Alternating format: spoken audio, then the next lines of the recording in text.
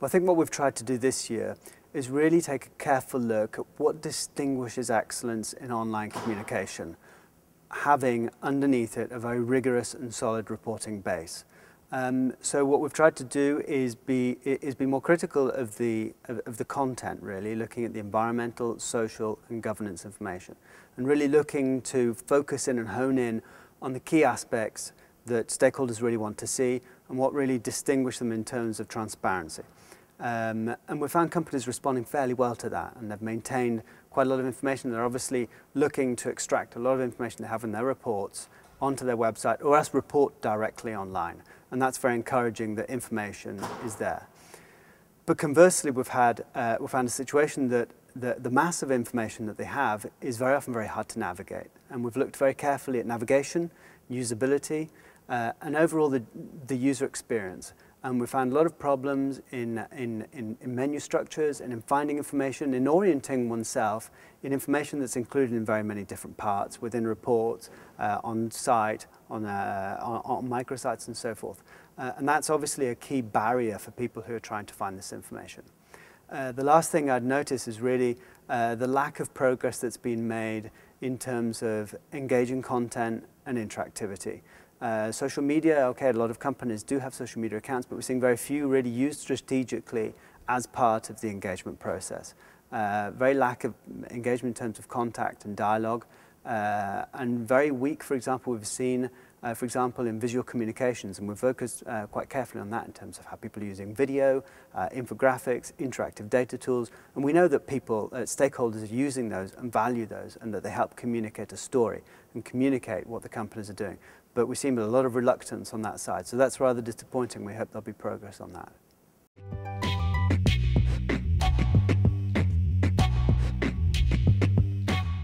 Now, well, the main challenges, perhaps mention three. The first one is the way a digital environment changes the relationship between a company and its stakeholders. Whereas in the past, companies have been used to communicating, distributing information in a sort of a mass, one-way manner.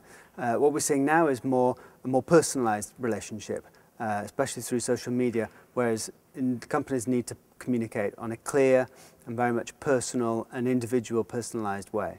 And that's a challenge for them, a first challenge. The second challenge, I think, is a question of time. Rather than have a disclosure that's organized once a year, people now expect, and they're used to, a 24-hour news cycle and constant updates. So they want to hear from companies between one report and another. When something happens, they look to that company in online spaces in order to hear what it's saying, what its point of view is, and how it's responding, and what its position is. Last but not least, I think there remain the challenges that are common to sustainability communications and reporting generally, which are the questions of honesty, transparency, and authenticity, which I think are always great challenges for everybody.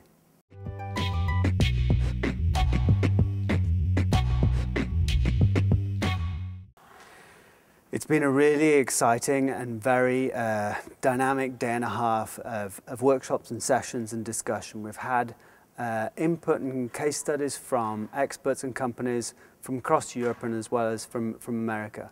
I think what's very interesting to see is the sharing of problems, and even between industries and countries, bring people together to understand how they're facing similar problems has been very enlightening and very illuminating. We've looked in particular at very interesting cases of how companies are trying to innovate their reporting and communications together in a more holistic sense of saying, drawing more towards integrated reporting, web-based reporting, but at the same time the whole communications, the way that's developing, the way they're trying to communicate to a much broader range of stakeholders in different parts of the world and all the problems that those bring.